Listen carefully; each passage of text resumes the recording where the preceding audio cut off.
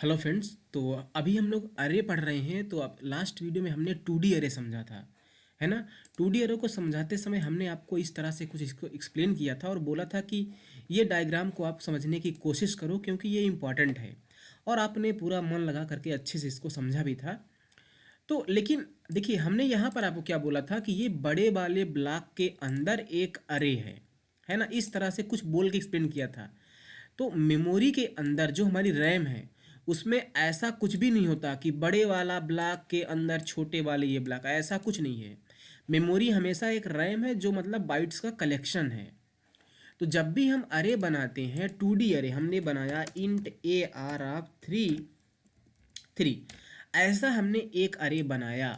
तो आप समझने के लिए, ताकि स्टूडेंट को अच्छे से समझ में आए, उसको हम लोग इस तरह से डायग्राम बना के दिखाते हैं कि ये बड़े वाला ब्लॉक है, 0 1 2 इंडेक्स है, ये रो के लिए होता है। और उसके अंदर जो ये होता है उसमें हम वैल्यूज़ को रखते हैं, ये कॉलम के लिए होता है ना। इसको हमने आपको इस तरह भी समझाया था कि ये 3 अरे आप समझिए इस तरह से भी, है ना। तो समझाने के लिए कुछ भी आप इस तरह से बना के एक्सप्लेन करो, या हमने आपको एड्रेस समझाना था कि ये एड्रेस किस तरह से डिफ़र करते हैं, 1000 1012 1024 ये किस तरह से है। इसलिए हमने आपको ऐसे डायग्राम बना के समझाया था। एक्चुअल में ऐसा कुछ नहीं होता कि एक बड़ा ब्लॉक है उसके अंदर छोटा अरे है, ऐसा कुछ नहीं होता।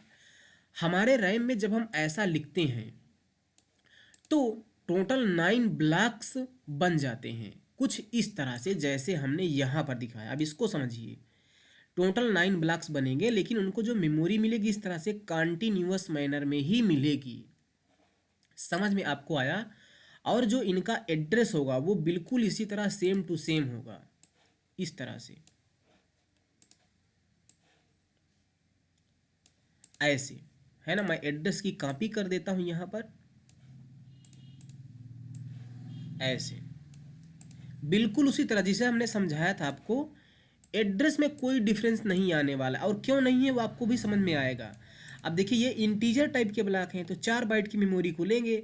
तो आप यहाँ पर समझ सकते हो खुद के लिए, सबके लिए, ये 4 4 बाइट की मेमोरी को तो कंज्यूम कर, इसलिए 4 4 का इसमें क्या है, डिफरेंस है 4 4 का।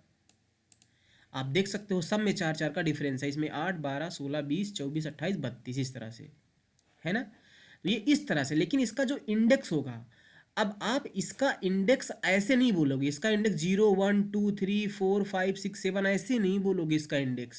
इसका इंडेक्स आप बोलोगे ये है 0 0, क्या है, ये है 0 0। इसका इंडेक्स क्या होगा, 0 1। इसका इंडेक्स क्या होगा, 0 2, है ना। और ये जो अगला वाला है इसका इंडेक्स बोलोगे 1 0, है ना। फिर बोलो क्या, 1 1, उसके बाद 1 2। अब ये जो अगला आ गया इसको आप 1 3 नहीं बोलोगे, इसको बोलोगे 2 0, है ना, 2 1। और इसको क्या बोलोगे, 2 2। तो इंडेक्स नंबर के ऐसा होगा 0 0 0 1 0 2, 1 0 1 1 1 2, 2 0 2 1 2 2, ऐसे। तो अगर आपको इस ब्लॉक में अब वैल्यू को रखना है तो आप इंडेक्स का यूज करोगे, 0 0 0 1 0 2 इस तरह से यूज करोगे। और एड्रेस का किस तरह से यूज करके रखना है वो आपको बताऊंगा मैं।